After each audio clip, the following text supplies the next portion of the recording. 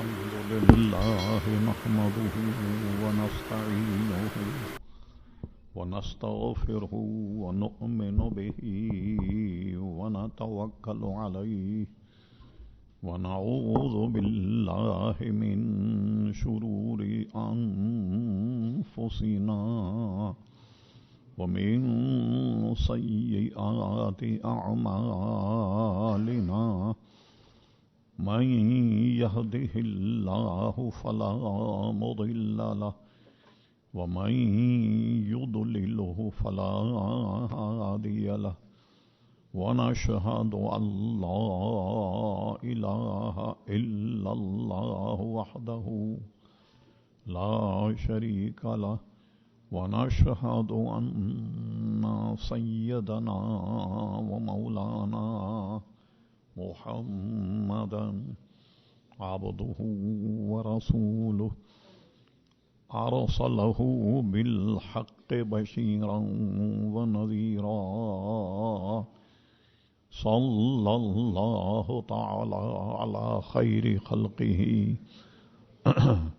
سيدنا محمد وآله وصحبه أجمعين أما بعد فأعوذ بالله من الشيطان الرجيم بسم الله الرحمن الرحيم لقد جاءكم رسول من أنفسكم عزيز عليه ما عنتم حريص عليكم بالمؤمنين رؤوف رحيم صدق الله مولانا العظيم وصدق رسوله النبي الكريم إن الله وملائكته يصلون على النبي يا أيها الذين آمنوا صلوا عليه وسلموا تسليما اللهم صل على سيدنا ومولانا محمد معدن الجود والكرم وآله وبارك وسلم صلاة وسلاما عليك يا سيدي يا رسول الله. معزز حاضرین مجلس،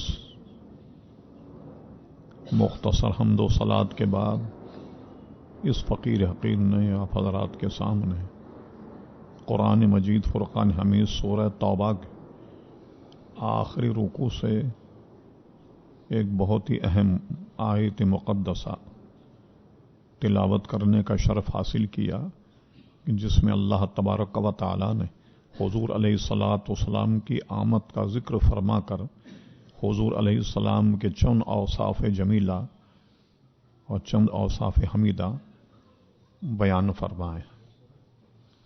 قبل اس کے کہ کچھ عرض کیا جائے، اللہ تبارک و تعالی سے دعا کہ وہ اپنے پیارے حبیب لبیب نبی کریم علیہ وعلی علیہ افضل الصلاۃ و تسلیم کے صدقے و طفیل مجھے حق کہنے کی توفیق عطا فرما۔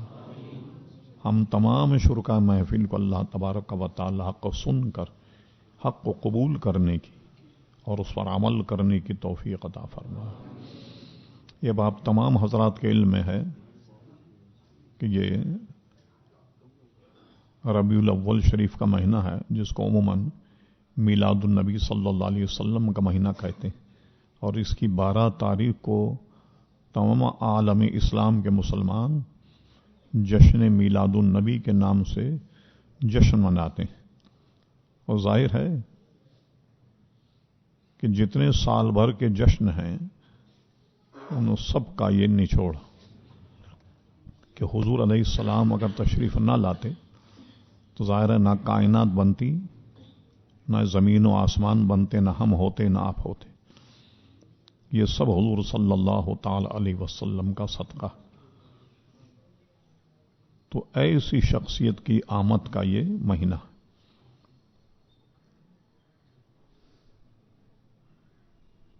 عموماً یہ کہا جاتا ہے کہ صاحب یہ میلاد النبی کا تو ذکر کہیں ملتا ہی نہیں، کہیں حدیث میں بھی نہیں، قرآن میں بھی نہیں، تو لوگ اس کو بدعت اور جانے کیا کیا لفظوں سے تعبیر کرتے ہیں۔ یہ کہنا کہ کسی حدیث میں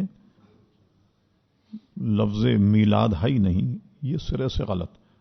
صحاح ستہ کی حدیث شریف ہے، ترمذی شریف، جو امام ترمذی رحمۃ اللہ علیہ کی ہے، اسے ملاحظہ فرمائیے کہ امام ترمذی نے حضور علیہ السلام کی سیرت پر ایک باب باندھا اور اس باب کا نام ہی میلاد النبی رکھا، تو صحاح ستہ میں تو اس کا وجود ملتا ہے۔ بالکل اسی نام سے اس باب کا آغاز کیا، میلاد النبی صلی اللہ علیہ وسلم۔ اور یہ میلاد النبی، جشن میلاد النبی ہے کیا؟ اب اس میں جب بھی یہ جلسہ منعقد ہو تو تلاوت قرآن مجید ہوتی اور اس کے بعد حضور علیہ السلام کی نعتیں پڑھی جاتی ہیں۔ اس میں کون سا ایسا معاملہ ہے کہ جس کی طرف شریعت نے ممانعت کی ہو؟ اور دین کا ایک اصول ہمارا یہ ہے، ورنہ سارا دین منہدم ہو جائے، وہ یہ ہے کہ جب تک کسی کی ممانعت نہ ہو، قرآن اور سنت سے کسی آدمی کو حق نہیں پہنچتا کہ وہ یہ کہے کہ یہ منع، اس کو دکھانا پڑے گا کہ یہ کہاں منع ہے، وہ لکھا ہوا بتائے۔ لوگ ہم سے کہتے ہیں کہ یہ لکھا ہوا بتائیے میلاد النبی، ہم کہتے ہیں بھئی یہ بتا دو جو آپ کہتے ہیں کہ میلاد النبی کا منانا جائز نہیں، یہی لکھا ہوا کہیں بتا دو۔ ورنہ اگر میلاد النبی حضور علیہ السلام کا ذکر ہے اور حضور علیہ الصلاۃ والسلام کی آمد کا تذکرہ ہے، یہ تو صحابہ کرام علیہم رضوان نے بھی کیا۔ جو آیت میں نے پڑھی ہے، اب میں اس کا معنی اور بہت مختصر اس کی توجیہ، پھر اس کے بعد ہم ذرا تفصیل کی طرف جاتے ہیں۔ ارشاد باری تعالیٰ ہوا، لقد جاءکم رسول، بتحقیق اللہ تبارک و تعالیٰ کی طرف سے ایک معظم مکرم رسول تمہارے پاس تشریف لے آئے۔ عزیز علیہ ما عنیتم، تمہارا مشقت میں پڑنا ان پر بڑا گرا ہے۔ کیا مطلب ہوا کہ حضور علیہ السلام کا غلام کسی مصیبت یا مشقت کا شکار حضور پر گراں گزرتا، تو گراں جبھی گزرے گا کہ جب حضور علیہ السلام کو معلوم، تو گویا کائنات میں حضور علیہ السلام کے غلام پر کوئی مصیبت یا صعوبت آتی تو حضور کو پتہ لگ جاتا ہے اور وہ آپ پر گراں گزرتا۔ پھر اس کے بعد فرما حریص علیکم، خالی حریص نہیں فرمایا، حریص علیکم تمہاری بہت بہت بھلائی کے چاہنے والے، بالمؤمنین رؤوف رحیم، اور سارے جہاں کے مومنین کے لیے رؤوف اور رحیم بنا کر آپ کو بھیجا گیا۔ علامہ ابو الفضل قاضی ایاز رحمۃ اللہ تعالی علیہ شفا شریف میں تحریر فرماتے ہیں، جتنے انبیاء کرام علیہم السلام دنیا میں تشریف لائے، کسی کو اللہ تبارک و تعالی نے یہ دو نام جو اپنے ہیں وہ کسی کو نہیں دیے، نہ رؤوف اور رحیم۔ رؤوف بھی اللہ تبارک و تعالی کا نام ہے اور رحیم بھی اللہ تبارک و تعالی کا نام ہے۔ کسی اور نبی کو اس نام سے نہیں نوازا گیا، صرف نبی کریم صلی اللہ علیہ وسلم کے لیے فرمایا بالمؤمنین رؤوف رحیم، سارے جہاں کے مومنین کے لیے آپ کو رؤوف اور رحیم بنا کر بھیجا گیا۔ تو اب دیکھیے کتنی تاکید ہو رہی ہے، لقد جاءکم، بتحقیق تمہارے پاس ہے اللہ تبارک و تعالی کی طرف سے رسول، نہایت مکرم معظم رسول تمہارے پاس تشریف لائے، من انفسکم، یہ تمہیں میں سے آئے،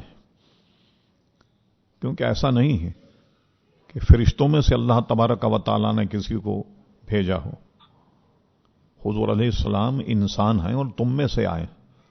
بعض لوگوں نے اس کی توجیہ یہ کی کہ ہم میں سے آئے تو وہ بھی ہمارے جیسے ہی، کہ من انفسکم فرمایا تو وہ سمجھے کہ ہم میں ان میں کوئی فرق ہی نہیں ہے۔ اللہ اکبر، کس قدر ظلم ہے۔ اب ہم اس پہ قرآن مجید ہی سے اگر غور کیا جائے تو حضور علیہ السلام کی انفرادیت جو ہے وہ ثابت ہوتی ہے۔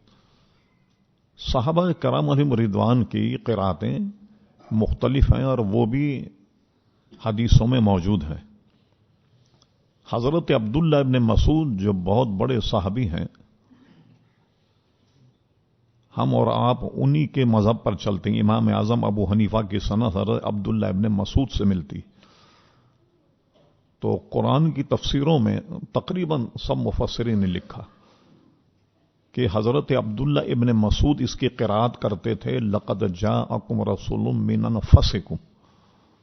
یہ فے جو ہے اس کو مفتو پڑھتے.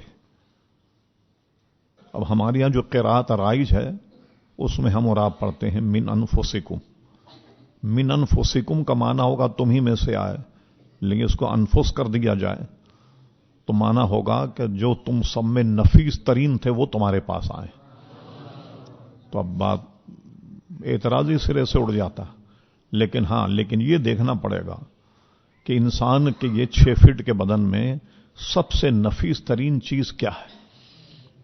کہیں گے بھی آنکھیں بہت نفیس کہ اگر یہ بند ہو جائیں تو آدمی دیکھ نہیں سکتا، پوری کائنات سے محروم ہو جائے گا، ہر چیز سے محروم ہو جائے گا. تو ہم کہیں گے نہیں، کہیں گے اب دماغ بہت نفیس ہے کہ دیکھیے آدمی عقل سے اور دماغ سے کیا کیا چیزیں ایجاد کر رہا، اور اب نہ جانے آئندہ کہاں تک پہنچے گا انسان. لیکن ان سب پر غور کیا جائے تو آدمی میں سب سے نفیس ترین چیز ہے جان. مجھے بتائیے، جان اگر نہیں ہو تو آنکھیں کام کریں گی؟ جان اگر نہ ہو تو کان کام کریں گے؟ جان اگر نہ ہو تو دل کام کرے گا؟ جان اگر نہ ہو تو دماغ کام کرے گا؟ نہیں. تو سب سے جو اہم چیز انسان کے بدن میں ہے نفیس، وہ ہے جان. اگر یہ مان لیا جائے کہ انسان کے جسم میں سب سے نفیس ترین چیز جان، اب اس کے معنی کیا ہوئے؟ لقد جاءکم رسول من انفسکم. لوگوں، تمہارے پاس اللہ تبارک و تعالیٰ کی طرف سے ایک ایسے رسول آئے گویا تمہارے پاس تمہاری جان آ گئی. اچھا، پھر یہ کہ وہ یہ نہیں کہ ہماری آپ کی جان ہے، بلکہ وہ اس عالم کی جان ہے. اعلیٰ حضرت فاضل بریلوی فرماتے وہ جو نہ تھے تو کچھ نہ تھا، وہ جو نہ ہو تو کچھ نہ ہو. جان ہے وہ جہان کی، جان ہے تو جہان ہے. تو وہ جہان کی بھی جان ہے. اور ہم یہ کہیں گے کہ جان جہان کی بھی جان ہے، بلکہ اصل ایمان کی جان بھی حضور علیہ الصلوۃ والسلام. تمہید ایمان اعلیٰ فاضل بریلوی رحمۃ اللہ علیہ کا ایک رسالہ ہے، اس میں فرماتے ہیں کہ جب تک آدمی حضور صلی اللہ علیہ وسلم کو اپنی جان سے عزیز نہیں جانے گا، ہر شے سے عزیز نہیں جانے گا، ایمان کی حلاوت نہیں پائے گا. تو ایمان کی حلاوت اسی ہی کو نصیب ہوگی جو حضور علیہ الصلوۃ والسلام کو سارے عالم کی، دنیا اور کائنات کی جان جانتا. تو وہ سارے کائنات کی جان ہے. اور ایک اور جگہ فرماتے ہیں اعلیٰ فاضل بریلوی، وہ جو نہ تھے تو کچھ نہ تھا، وہ جو نہ ہو تو کچھ نہ ہو. جان ہے وہ جہان کی، جان ہے تو جہان ہے. یہ جہان جو ہے یہ اسی لیے ہے کہ اس کی جان ہے، اور جان ہے نبی کریم صلی اللہ تعالی علیہ وسلم. پھر ایک اور جگہ فرماتے ہیں اللہ کی سرتابہ قدم شان ہیں یہ، انسان نہیں انسان، وہ انسان ہیں یہ. قرآن تو ایمان بتاتا ہے انہیں، اور ایمان یہ کہتا ہے میری جان ہے یہ.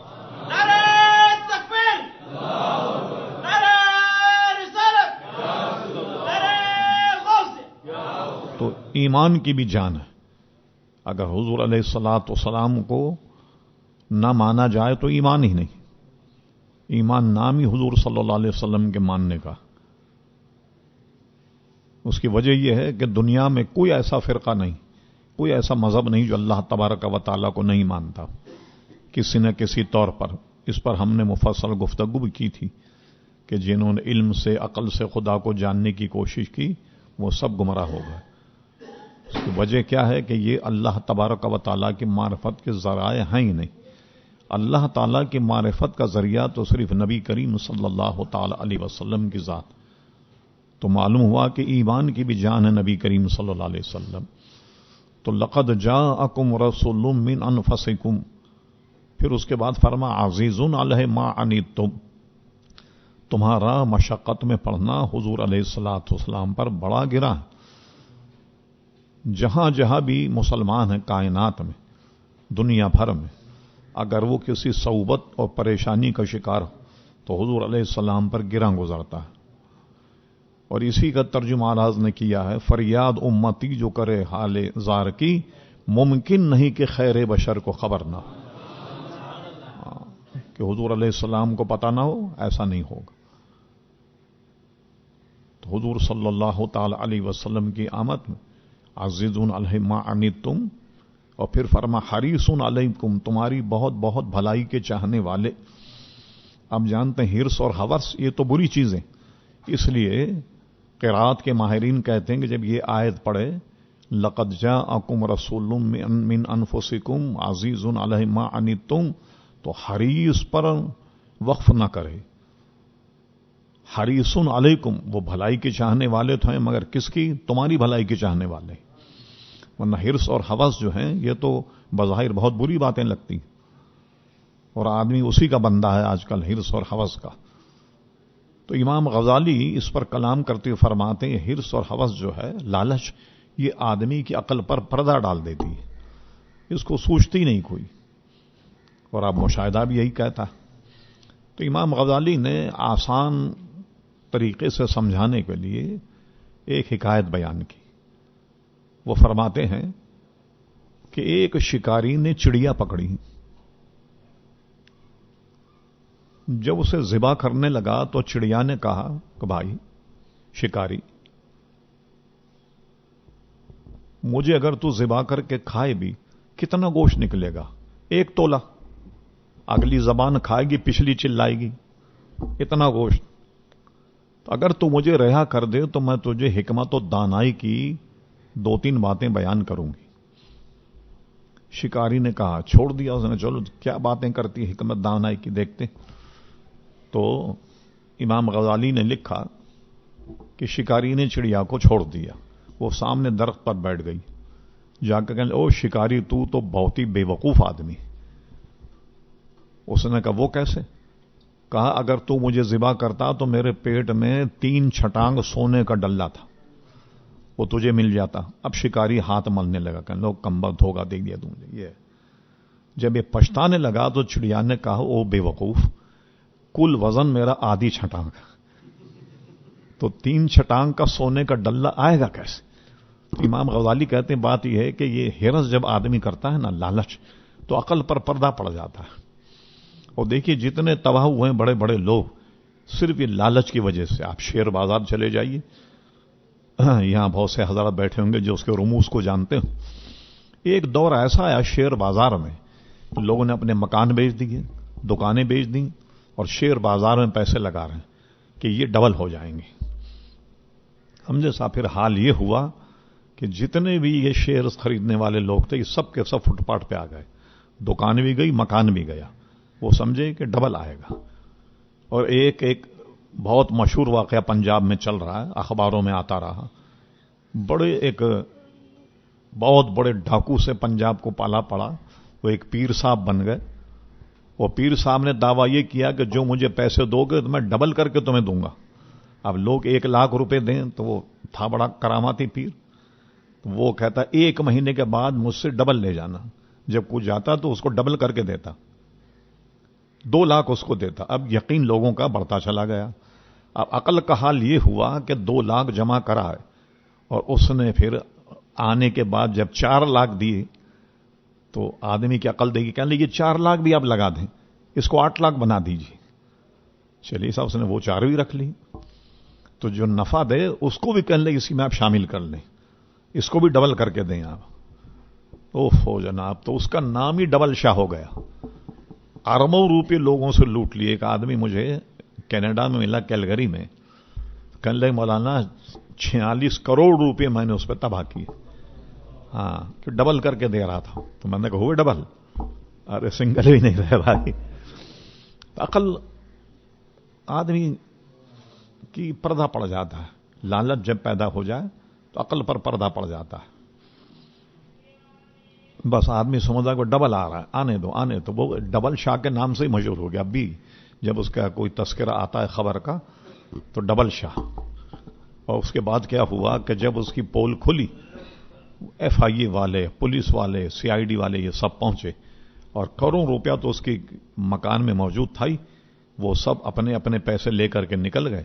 اب جو عوام تھے جن کا اثر رسوخ نہ تھے ان کے ابھی تک ڈبل ہو رہے ہیں، پڑے ہوئے خزانے میں.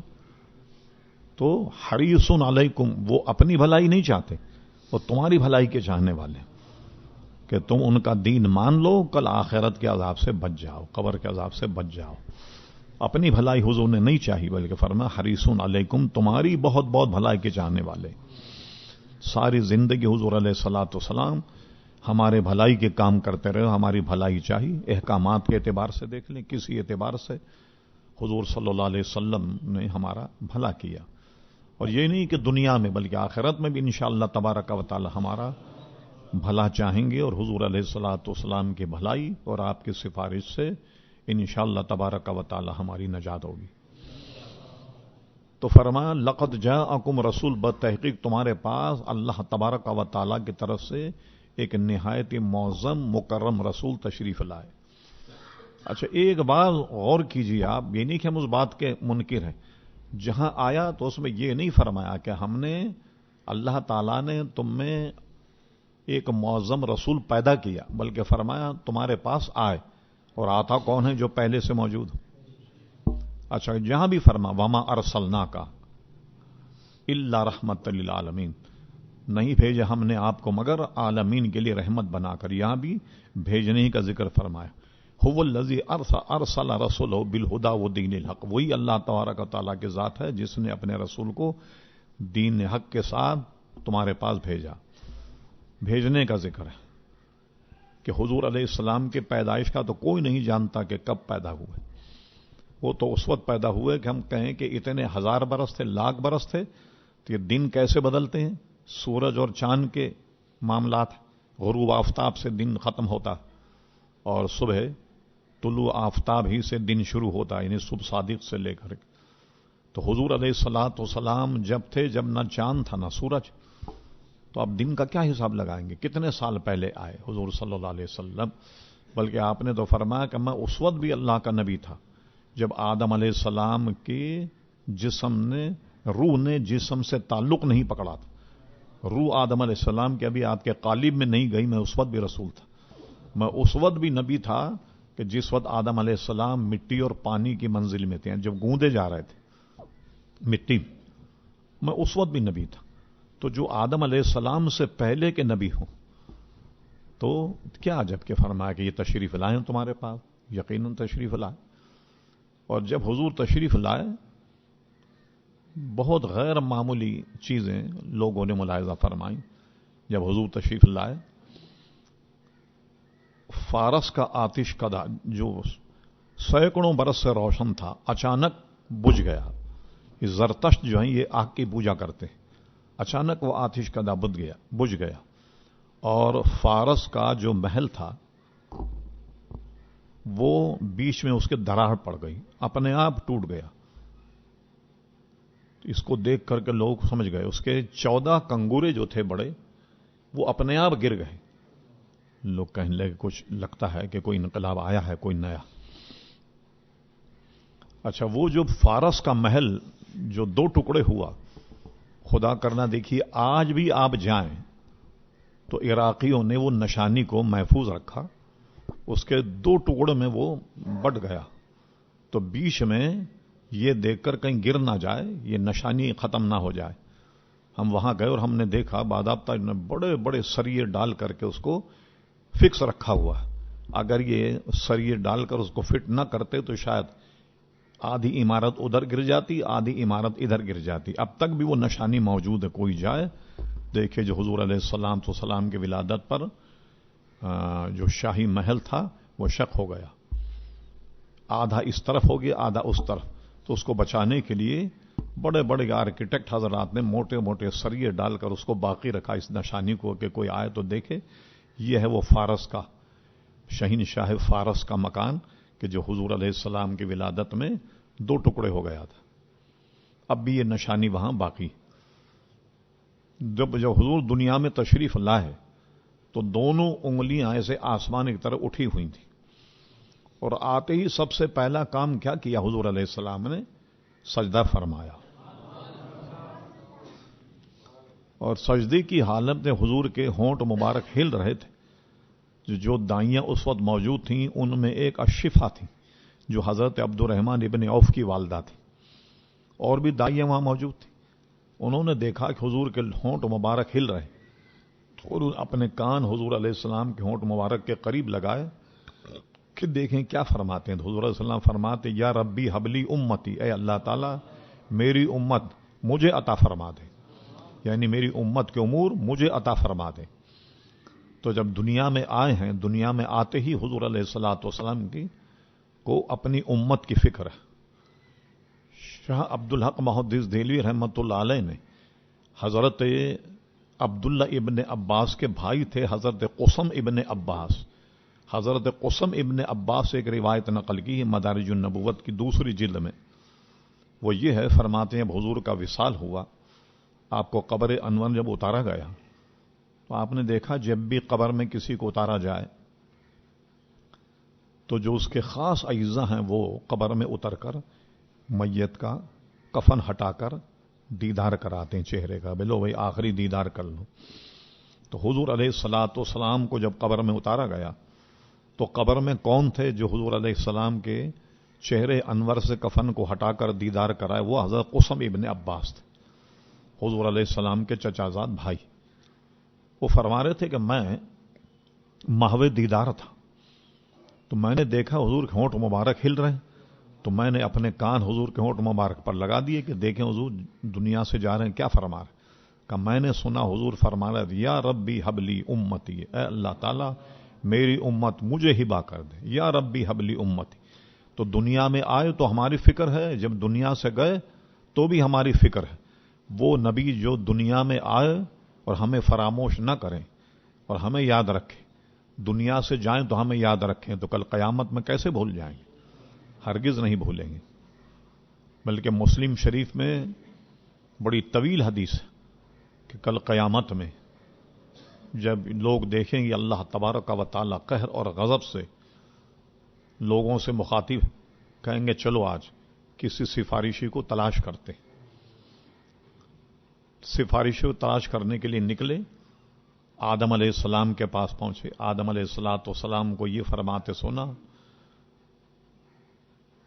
کہ نفسی نفسی اذهبوا الی غیری، تم کسی دوسرے کے پاس جاؤ. حضرت نوح علیہ السلام کے پاس پہنچے، وہ بھی یہی کہہ رہے تھے نفسی نفسی اذهبوا الی غیری. یہ نہیں کہ شفاعت کر نہیں سکتے تھے، بات یہ تھی کہ شفاعت کبریٰ کا، شفاعت عظمیٰ کا منصب جو ہے وہ حضور علیہ الصلوۃ والسلام کو دیا اللہ تبارک و تعالیٰ نے.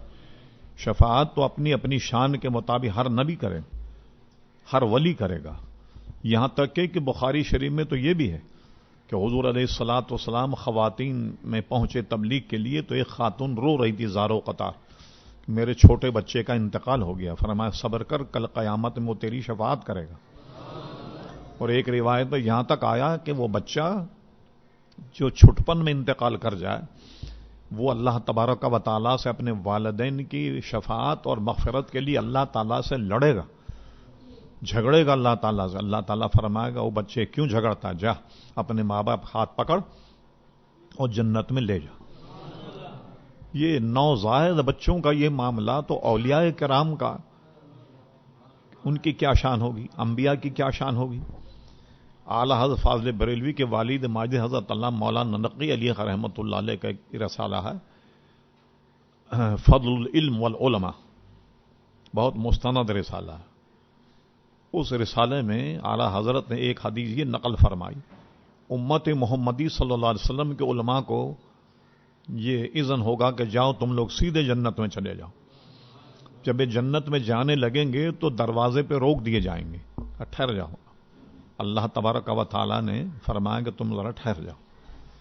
اب علماء پریشان ہوں گے کیا بات ہے، حالانکہ آرڈر تو مل گیا تھا جانے کا، اب کیوں روکا گیا؟ تو جنت کا داروغہ کہے گا کہ تم اس لیے نہیں روکا گیا کہ تم جنتی نہیں ہو.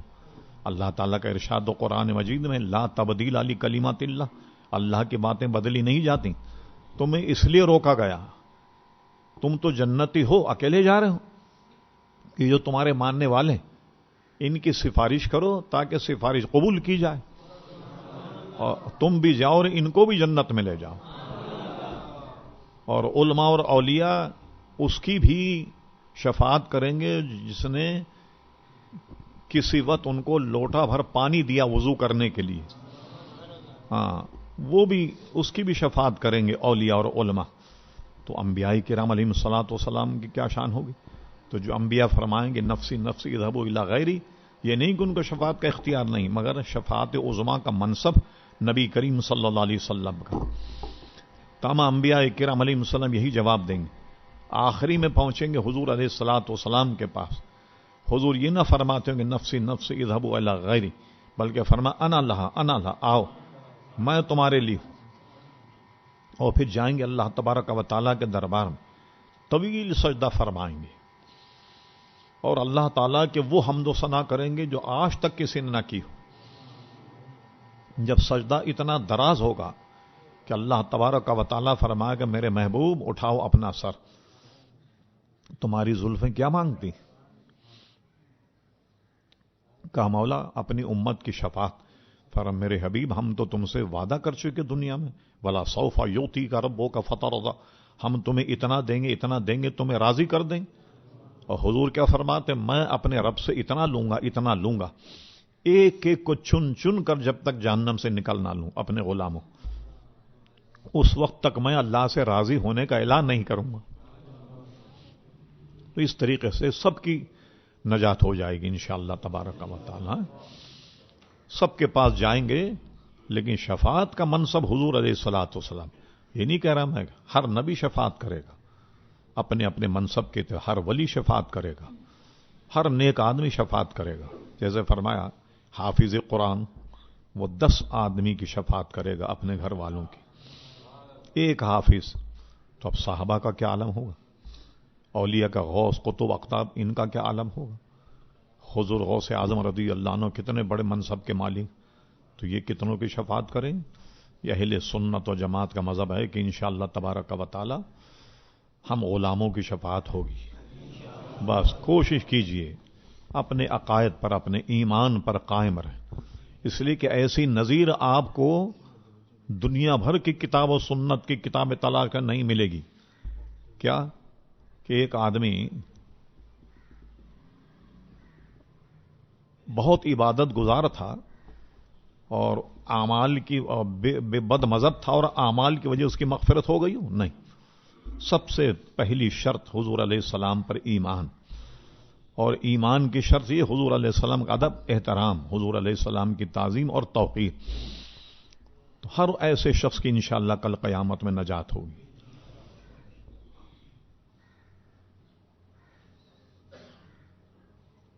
اور وہ اللہ تبارک و تعالیٰ نے تو حضور سے فرمایا کہ اتنے لاکھ امت کی مغفرت ہو جائے یا آپ کو اذن عام دے دیا جائے جتنوں کی آپ سفارش کریں. حضور علیہ الصلوۃ والسلام نے یہ لاکھوں کروڑوں کی تعداد متعین نہیں کی، فرمایا کہ بلکہ اس منصب کو قبول کیا شفاعت عظما، یہ امت کے گناہگاروں کے لیے ہوگی. اور حضور علیہ الصلوۃ والسلام کے تشریف لانے سے ہم اور آپ کتنے خوش قسمت ہیں. کل قیامت میں حضور کی سفارش سے، اولیاء کی سفارش سے اور انبیاء کی سفارش سے، صحابہ کی سفارش سے انشاءاللہ تبارک و تعالی ہماری نجات ہوگی. تو یہ حضور صلی اللہ علیہ وسلم کی آمد کا کتنا بڑا فائدہ اس امت کو ملا. اور پھر حضور صلی اللہ تعالی علیہ وسلم کی سیرت، آپ کا بچپن، جو زندگی آپ نے گزاری، ہمیں زندگی گزارنے کا سلیقہ اور طریقہ حضور علیہ السلام نے بتایا. ایک ایک معاملہ اگر آپ دیکھیں، سبحان اللہ، وما ارسلناک الا رحمۃ للعالمین، تمام عالمین کے لیے میرے محبوب آپ کو رحمت بنا کر بھیجا. اور کہاں کہاں کے لیے رحمت ہے، ایک آیت میں پڑھتا ہوں، پھر اس کے بعد آپ ذہن میں اندازہ لگا لیجئے گا ان کی وسعت رحمت کا. فرمایا الحمدللہ رب العالمین، تمام عالمین کا پالنے والا اللہ تبارک و تعالی. تو رب العالمین اپنے لیے فرما رب العالمین، اور اپنے پیارے مصطفیٰ کے لیے فرما وما ارسلناک الا رحمۃ للعالمین. جہاں جہاں کا رب ہے وہاں وہاں پیارے مصطفیٰ صلی اللہ تعالی علیہ وسلم کی رحمت ہے. آپ کی رحمت سے کوئی حصہ خالی نہیں دنیا کا اور کائنات کا. تو حضور علیہ الصلوۃ والسلام کو اللہ تعالیٰ نے وہ خوبیاں عطا فرمائیں کہ تمام انبیاء کرام علیہم الصلوۃ والسلام کو وہ عطا نہیں فرمایا جو پیارے مصطفیٰ علیہ السلام کو عطا فرمایا. حسن و جمال کے اعتبار سے، اختیارات کے اعتبار سے. اللہ اکبر. کتابوں کو پڑھنے سے معلوم ہوتا کہ کیا کیا خوبیاں اللہ تبارک و تعالیٰ نے حضور کو عطا فرمائیں، یہ اندازے سے باہر. اتنے حضور کے اوصاف حمیدہ، اوصاف کمالات ہیں کہ یہ تو خالی حصول برکت کے لیے قرآن مجید میں آخری صفحے پر حضور کے 99 نام لکھ دیے گئے. قاضی ایاز رحمۃ اللہ علیہ کتاب الشفا میں بہت ایک لمبی فہرست بتائی حضور علیہ السلام کے اسماء گرامی جو ہیں وہ کئی سو کیا کئی ہزار ہیں. اعلی حضرت بھی فرماتے ہیں. ہاں 1000 یا 1500 تک تو اعلی حضرت شمار فرمائے. تو بے شمار اوصاف حمیدہ کے مالک ہیں حضور صلی اللہ علیہ وسلم، اور خصوصاً ہمارے لیے تو اللہ تبارک و تعالیٰ نے رحمت بنا کر بھیجا، دنیا میں بھی اور آخر میں بھی انشاءاللہ تبارک و تعالیٰ. حضور علیہ الصلوۃ والسلام کہ رحمت کے پرتوں میں ہم ہوں گے انشاءاللہ تبارک و تعالیٰ. بس کوشش یہ کیجیے اپنے بنیادی عقائد سے انحراف مت کیجیے، پکے حضور علیہ الصلوۃ والسلام کے ہو کے رہ جائیے. ہاں کسی کو خاطر میں نہیں لائیں، سب کچھ حضور صلی اللہ علیہ وسلم ہے، یہ سمجھ لیجیے آپ، جب تک ایمان مکمل نہیں ہوگا.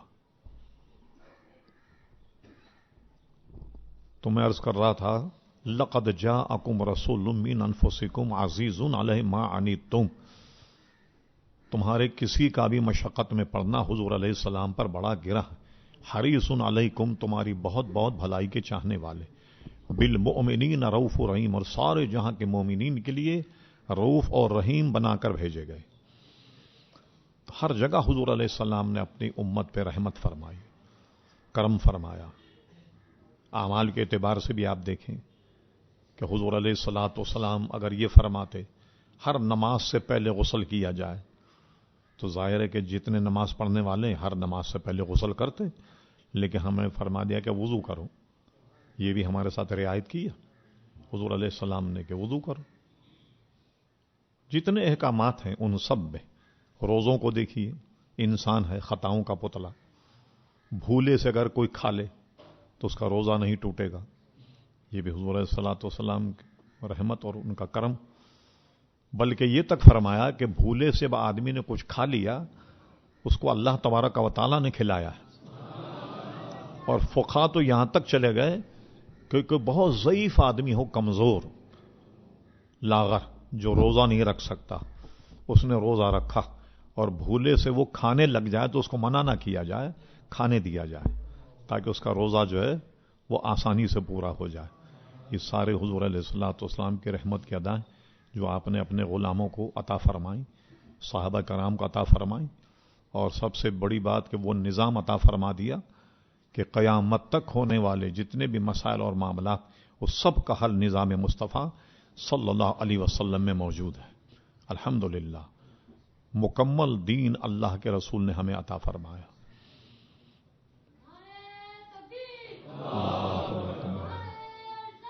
یا رسول اللہ صلی اللہ علیہ وسلم. اب وہ لوگ کہ جو لفظ یا جشن میلاد پر لگے ہوئے ہیں، اب ان سے متعلق میں چند باتیں بیان کرتا ہوں تاکہ ضرور آپ کا ذہن صاف ہو جائے، ورنہ یہ تو اپنا کام کرتے رہیں گے قیامت تک. ہمارا کام ان سے بچنا ہے. اب چند اصول میں بیان کرتا ہوں. دیکھیے ہماری جیسے سند حدیث ہے، اگر ہمارے حدیث کی سند میں کوئی ایک جھوٹا یا کوئی ایک آدمی بدعتی آ جائے سند منقطع ہو جائے گی. یعنی جو مشائخ کی ہماری سند ہے اس میں اگر کوئی بد مذہب بے دین شیخ ہو تو سند کا انقطاع ہو جائے گا. اور ضروری کیا ہے؟ فتاوی افریقہ میں اعلی حضرت نے لکھا کہ کامل شیخ کے لیے ضروری ہے اس کا جو شجرہ ہے اس میں کہیں انقطاع نہ ہو، یعنی وہ اور اس کا شیخ، اس کا شیخ، پھر اس کا شیخ، یہ سلسلہ ایسے ہوتا ہوا نبی کریم صلی اللہ علیہ وسلم تک پہنچ جائے. اگر کہیں بھی منقطع ہو جائے تو تصوف طریقت کا سلسلہ اس کا پھر مضبوط نہیں رہے گا. یہی حال حدیث کی سند کا بھی ہے کہ اس کی سند میں اگر کوئی بد دین بد مذہب آ جائے اس کی سند بیکار, وہ حدیث بیان کرنے کے لائق نہیں. اب میں دو باتیں بیان کرتا ہوں. پاکستان ہندوستان کے بعد جتنی سندیں یہ اس کے دو چینل ہیں. ایک تو ہے شاہ عبدالحق محدث دہلوی رحمۃ اللہ علیہ سے, اور ایک ہے شاہ عبد العزیز محدث دہلوی, پھر ان کے بعد شاہ ولی اللہ, پھر ان کے والد شاہ عبد الرحیم صاحب. یہ دو سلسلے ہیں ہمارے یہاں سند حدیث کے. اب ان دونوں کا میں اعتقاد بتاتا ہوں کیا ہے. شاہ ولی اللہ محدث دہلوی اپنی کتاب ما ثبت من السنہ میں, معاف کیجیے, در ثمین فی مبشرات نبیل امین میں تحریر فرماتے شاہ ولی اللہ محدث دہلوی کہ میرے والد کی عادت یہ تھی کہ ہر 12 تاریخ کو گھر پہ محفل میلاد منعقد کرتے تھے. تو ایک مرتبہ یہ ہوا کہ آدمی ہے کبھی پیسے ہوتے ہیں کبھی نہیں ہوتے, تو 12 ربیع الاول آ گئی, جیب میں ہاتھ ڈالا تو پیسے نہیں تھے, چند ٹکے تھے. اس زمانے میں چند ٹکوں کا بھی کچھ نہ کچھ آ جایا کرتا تھا, ورنہ آپ کو چند ٹکے کا چنے بھی آپ کو نہیں ملیں گے. سمجھے صاحب جی. تو انہوں نے کیا کیے, میرے والد نے چنے منگا لیے اور چنے رکھ دیے سامنے, اور محفل میلاد پڑھا گیا اور چنے لوگوں میں تقسیم کیے گئے. یعنی حضور کے دربار میں کوئی کروڑہا روپے خرچ کریں تب مقبول ہوں گے ایسا نہیں, بلکہ چنے بھی اگر بطور شیرنی تقسیم ہو جائیں تو وہ بھی حضور کے دربار میں مقبول ہو جاتا. کہ میں نے اپنے والد سے سنا کہ فرماتے ہیں کہ میں نے خواب میں حضور علیہ السلام کو دیکھا کہ آپ مسرور ہیں اور وہ چنے جو ہیں حضور کی بارگاہ میں رکھے ہوئے اور آپ خوش ہو رہے ہیں. اب شاہ ولی اللہ نے اپنا مذہب بیان کر دیا کہ ہمارے ابا محفل میلاد کرتے تھے. اب آئیے دوسرا سلسلہ شاہ عبدالحق محدث دہلوی. شاہ عبدالحق محدث دہلوی کتاب ہے ایک تو ما ثبت من السنہ, اس میں تو پورا باب باندھا محفل میلاد کا, اور اس پر زور دیا کہ 12 ربیع الاول شریفی حضور علیہ الصلوۃ والسلام کی تاریخ ولادت. مکمل اسی پر دلائل شاہ عبدالحق محدث دہلوی نے دیے. ایک اور ان کی کتاب ہے اخبار الاخیار. وہ شاہ عبدالحق محدث دہلوی نے پاکستان ہندوستان کے ملتان کے دہلی کے مشہور جتنے اولیاء ہیں ان کے قصوں پر مشتمل ہے. وہ ان کی سیرت پر, اور کسی کی سیرت اگر نہیں ملی صرف اتنا لکھ دیا اوپر کہ یہ بزرگ فلاں سن میں پیدا ہوئے, فلاں سن میں ان کا وصال ہوا. بہت ضخیم کتاب ہے, فارسی میں ہے, لیکن اتفاق دیکھیے کہ جادو وہ سر چڑھ کے بولے. اس کا ترجمہ بھی بہت مشہور 2 علماء دیوبند نے کیا. ایک کا نام ہے مولوی محمد فاضل صاحب جو دارالعلوم کراچی کے شیخ الحدیث تھے, اور ایک تھے وہاں کے مفتی عاشق الہی بلند شہری صاحب. ان دونوں نے اس کا ترجمہ کیا. کراچی سے وہ چھپی مدینہ پبلشر سے. اخبار الاخیار جو مدینہ پبلشر کی ہے وہ ہمارے پاس موجود ہے, یہاں کی پاکستان کی. اس کے صفحہ نمبر 426 پر یہ عبارت ہے کہ شاہ عبدالحق محدث دہلوی آخری میں کچھ اپنی زندگی کے بارے میں لکھتے, اور نہ لکھتے تو شاید اتنی باتیں ہمیں یاد نہیں ہوتی کہ ہم ترکی النسل ہیں, ہم اصل میں ترکی کے رہنے والے ہیں, اور وہاں سے ہجرت کر کے ہم یہاں آئے, بخارا آئے, بخارے سے پھر دہلی آئے. میرے کے والد کا نام سیف الدین تھا, اور میں نے یہاں علم حاصل کیا. تحصیل علم کے واقعات لکھے کہ اس زمانے میں یہ ٹیوب لائٹ اور بلب کہاں ہوتے تھے, چراغ ہوتے تھے. کہا میں اپنے سبق کو یاد کرنے میں اتنا منہمک ہوتا, گردن جھکا کر جب کتاب پڑھتا تو کئی مرتبہ یہ ہوا کہ چراغ سے بالوں میں آگ لگ گئی. اس قدر دل لگا کر کے مطالعہ کرتا کتابوں کا, سارے واقعات لکھے. اور مجدد الف ثانی سے میری ملاقات ہوئی, باقی باللہ رحمۃ اللہ علیہ سے ملاقات ہوئی, ان کے قصے انہوں نے تحریر فرمائے. اور آخری میں کیا لکھتے ہیں وہ, اور انہوں نے کتنے بڑے بڑے کام کیے, اس کا ایک سرسری جائزہ سامنے رکھیے. اس زمانے میں ہندوستان میں مسلمانوں کی زبان فارسی ہوا کرتی. فارسی زبان میں حضور کی سیرت پر کوئی کتاب نہیں تھی ہندوستان میں. شیخ محقق نے بڑی 2 ضخیم جلدیں لکھی, مدارج النبوت, بہت ضخیم. ان کا بھی ترجمہ ہو گیا, چھپ بھی گئیں. فارسی میں لکھی. اچھا، حدیث پر کوئی کتاب فارسی میں ہندوستان میں نہیں تھی. تو مشکات شریف کی شرح بڑی ضخیم شاہ عبدالحق محدث دہلوی نے فارسی زبان میں تحریر فرمائی، جو پاکستان سے بھی چھپی. اب اس کے بعد اب لاہور سے اس کا ترجمہ بھی چھپ گیا. تو وہ اخبار الاخیار میں اپنے حالات میں لکھتے ہیں، جیسے کوئی بزرگ عاجزی ان کے ساری سے اللہ کے دربار میں ملتجی ہوتا ہے کہ اللہ تعالیٰ تو انہیں اتنی مجھے زندگی عطا فرمائی، مگر افسوس کہ میں کوئی بڑا کام نہیں کر سکا. تو اس عنوان سے وہ لکھتے ہیں کہ اے اللہ تبارک و تعالی، عبدالحق کا کوئی عمل ایسا نہیں جو تیرے دربار میں پیش کرنے کے لائق سمجھے. یہ ان کی عاجزی تھی. ہر عمل میں فساد نیت رہی ہے. اور اس کے بعد لکھتے ہیں لیکن اے اللہ تبارک و تعالی، ایک عمل عبدالحق کا ایسا ہے کہ جو یقیناً تیرے دربار میں قبول ہوگا اور وہ مسترد نہیں کیا جائے گا. اور وہ عمل یہ ہے کہ جس پر مجھے بھروسہ ہے کہ قبول ہوگا تیرے دربار میں. وہ عمل یہ ہے کہ عبدالحق محفل میلاد کے وقت کھڑے ہو کر صلاۃ و سلام پڑھتا ہے. اب دیکھیے فخر کس پہ کیا؟ جو مشکات کی شرح کی اس پہ فخر نہیں کیا، مدارج النبوت پہ فخر نہیں کیا، کسی دینی کام جو انجام دیا آپ نے اس پہ فخر نہیں کیا. فخر اس پہ کیا کہ میں کھڑے ہو کر محفل میلاد کے وقت سلام پڑھتا. اب پوچھیے ان سے جن کے سند میں شاہ عبدالحق محدث دہلوی آئیں یا شاہ عبدالعزیز محدث دہلوی آئیں. شاہ عبدالعزیز محدث دہلوی کسی کی سند نہیں ہو تو ان کے والد ہیں شاہ ولی اللہ صاحب، تو وہ بھی بدعتی ہو گئے. اب اگر آپ کی سند میں عبدالحق محدث دہلوی آئے وہ بھی بدعتی ہو گئے. تو آپ کے پاس تو بدعتیوں کی سند ہے.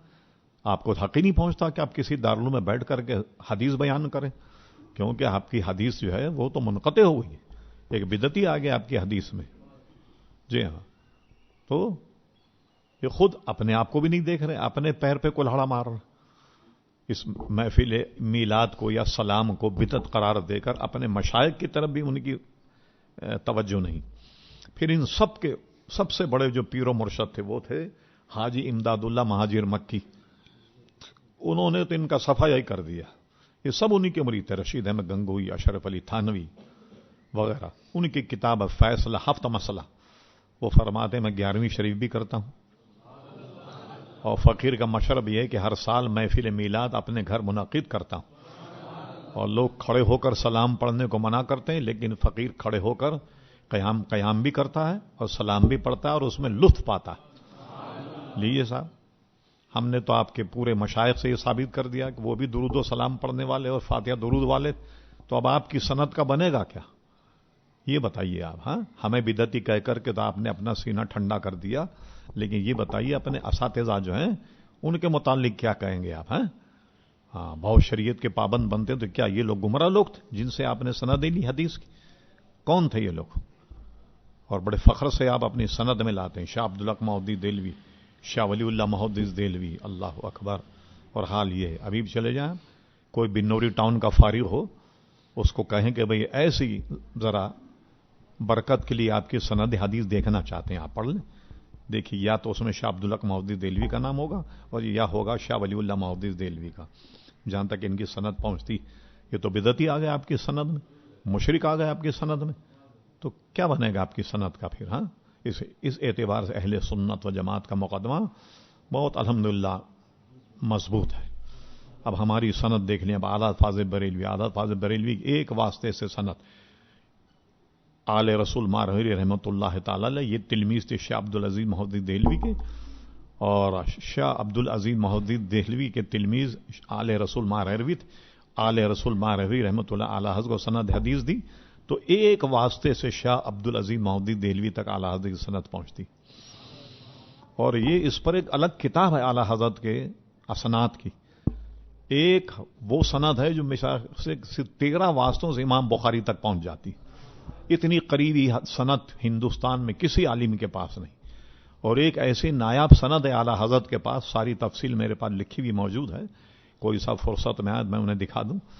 ایک سند ایسی اعلیٰ حضرت کے پاس کہ وہ جتنے مشائخ وہ سب کے سب حنفی ہیں. حضرت امام اعظم ابو حنیفہ تک وہ سند پہنچتی ہے، اور اس میں سارے فقہا اور مشائخ جو ہیں وہ سب کے سب حنفی ہیں. جو سند کے اعتبار سے بہت نایاب سند کہلاتی وہ اعلیٰ فاضل بریلوی کی. الحمدللہ ہمارے پاس معاملات کتنا مضبوط.